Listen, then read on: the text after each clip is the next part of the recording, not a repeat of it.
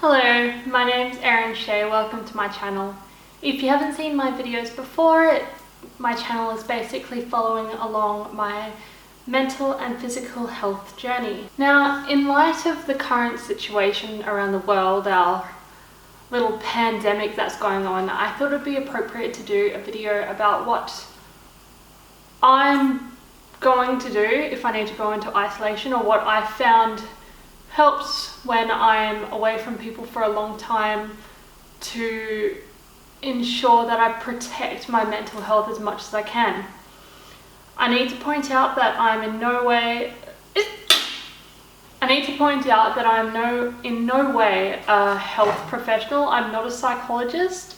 These are some tools that my psychologist has helped equip me with, and things that I know that make me feel good.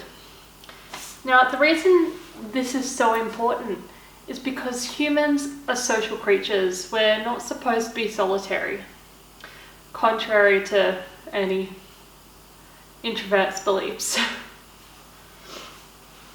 So being alone for large periods of time is actually damaging to both our mental and physical health. Side effects include we are less able to deal with stressful situations, and we're also more likely to feel depressed. Ironically, researchers have also found that we're more susceptible to illness, which obviously we don't want during this pandemic. Luckily, in this day and age, we often have family or pets around. We have things like computers, and we have means of interacting with other people while in isolation.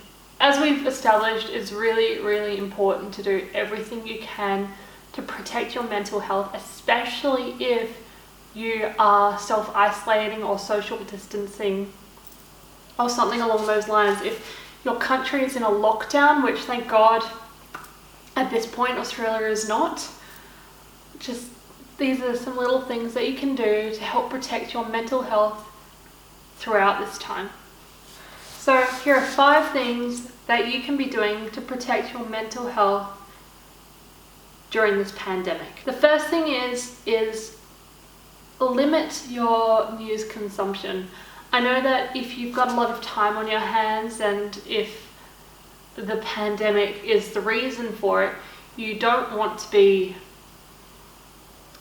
You're probably going to be wanting to be paying attention to what's actually going on.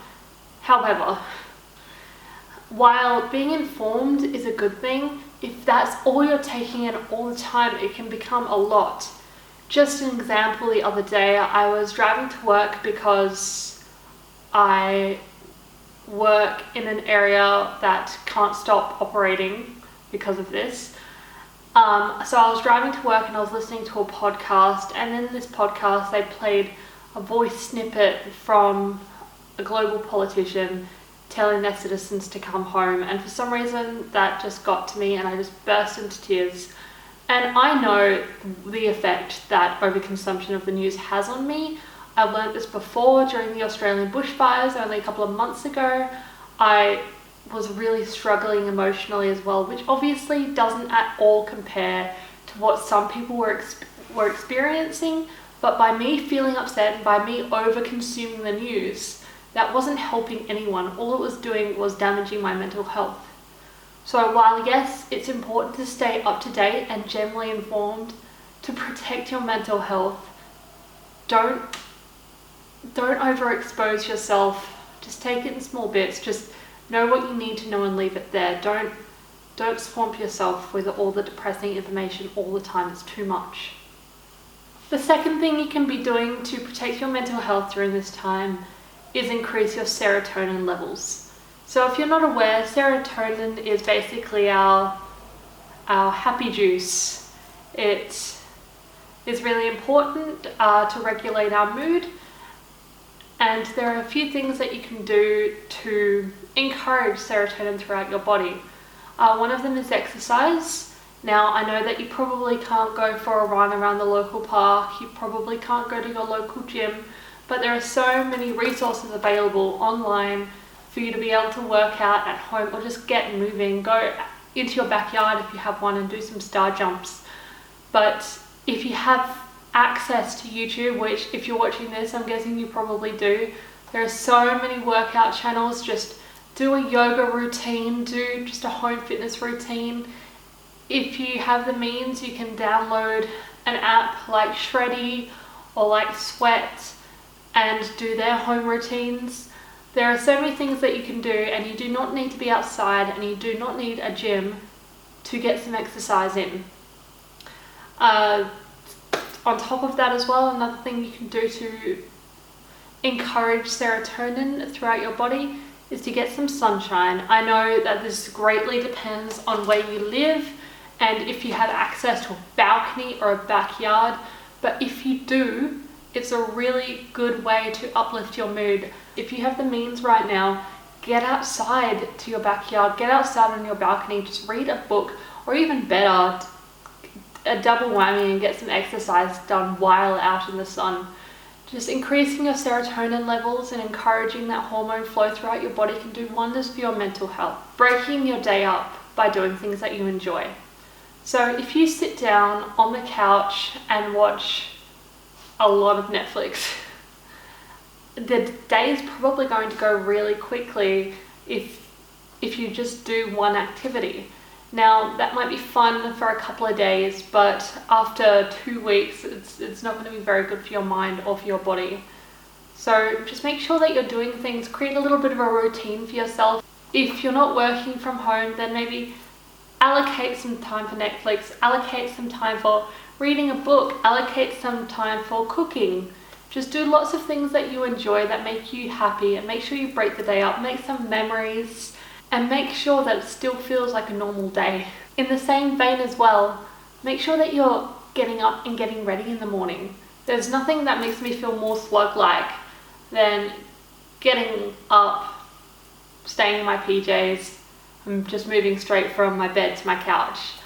If you get up and you have a shower, you put on some fresh clothing and everything, you're probably going to feel a lot better than you do if you just feel gross and like a slug. And I know it doesn't make me feel good. Do something that you never feel like you have time to do. Like if you are always busy, then this is an amazing opportunity to just take a moment and do the things that you've been putting off because you just never feel like you have an opportunity. Maybe it's finally reading that book that you've always wanted to read. Maybe it's beginning to learn another language, picking up a new instrument.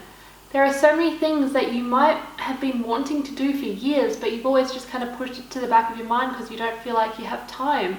This is the perfect opportunity to get started. Last but not least is spend quality time. So if you are lucky enough to have a pet or a partner, or maybe with your family or have housemates, then this is an amazing opportunity to build relationships. Watch a movie together, play a board game together, do stupid YouTube videos, learn TikTok dances together. Just do something with the people that you care about while you have that opportunity. If you don't have other people in your house, then this can be a little bit more isolating, but we have the internet. And again, if you're watching this, then you clearly have the internet. Maybe just pull up Skype and eat a meal together, or play a game of Battleship, words with friends, just talk to each other. Make sure that you make the time for social interaction. I really think it's so important to use this opportunity to use this time to protect your mental health.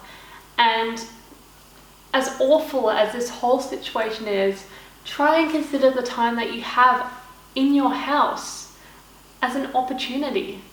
Do the things that you never had time to do. Make sure you're building those relationships.